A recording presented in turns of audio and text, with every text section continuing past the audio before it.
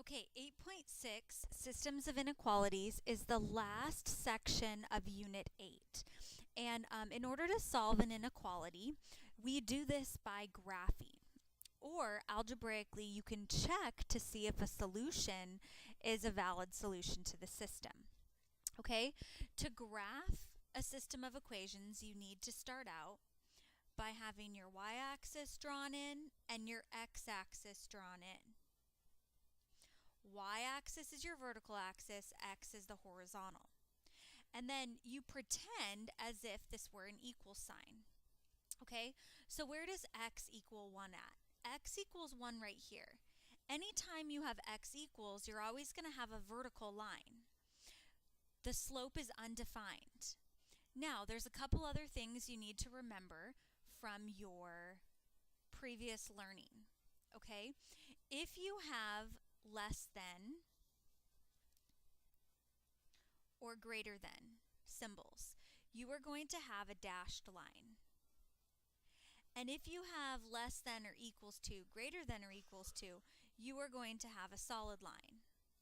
So when I go back and I look at what I'm graphing here, x is less than 1. It's less than, there's no equals to, so I'm going to have a dashed line where x equals 1. Now, other things that we've taken notes on before in Class Connects. If you have less than or equals to, you are going to shade below the line. If you have greater than or equal to, you shade above the line.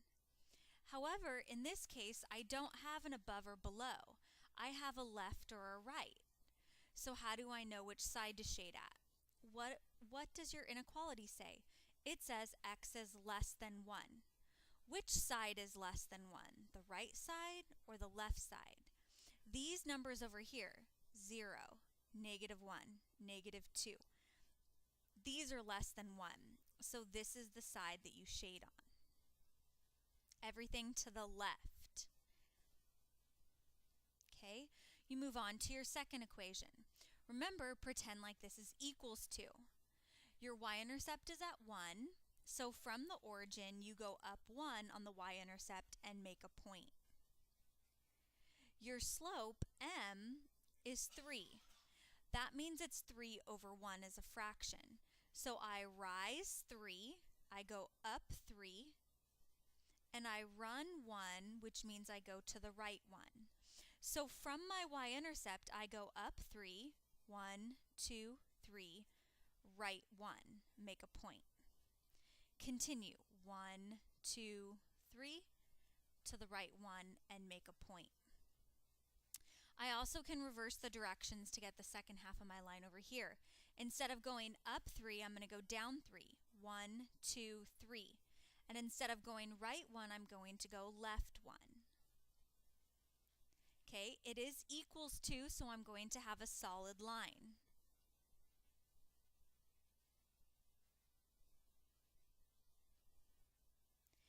It's greater than. Greater than means I shade above. So go to your line that you drew and draw an arrow up from each coordinate. That will tell you where to shade. You shade to the left of the line, aka above the line. Now your solution is whatever area you have double shaded. So remember, we shaded to the left and then we shaded this way. The part that's double shaded, that's where your answer is. The part that I'm coloring in dark. Not this part right here. This part was shaded, but it's not double shaded because it has to be above this line and to the left of this line. This region right here is not double shaded. Only what's to the left of that vertical line can be double shaded. And these coordinates represent all of your answers to that solution. Okay, so here's example 2. If you're given a system of inequalities and you're asked to determine which of the following coordinates is a solution, You can either graph it and check to see if these points lie in the double shaded region, or you can do it algebraically. For simplicity's sake, I want to show you how to do it algebraically because some of you will find that easier. So you'd start with A. A says that when x equals -5, y equals 0. Is that going to be a true statement? Make both of these statements a true statement. So if I put in 0 for y, so if I have y is greater than 2, I'm going to put a 0 in for y. Is it true that 0 is greater than 2? No, that's false. So A cannot be a solution to this system. Okay, so now I'm going to move on and do B. B says that when x is 0, y is 0. So I start with my first equation. Y is greater than 0. Well, wait, if I put in 0 for y, we've already said that's not true. 0 is not greater than 2. So no, B is not a solution. I could move on to C. Option C is when x equals 5, y equals 5. So I go back to my first equation or inequality here. Y is greater than 2. If y is greater than 2, is 5 greater than 2?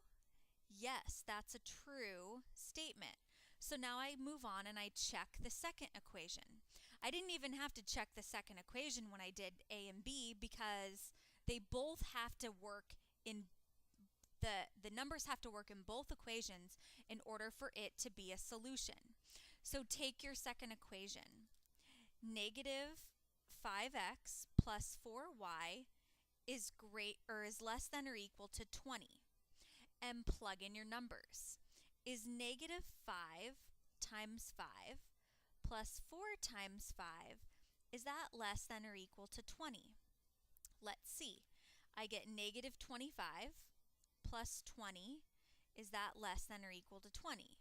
Keep simplifying. -25 plus 20 is -5.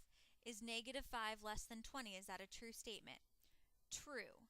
That means that C is a solution to this system.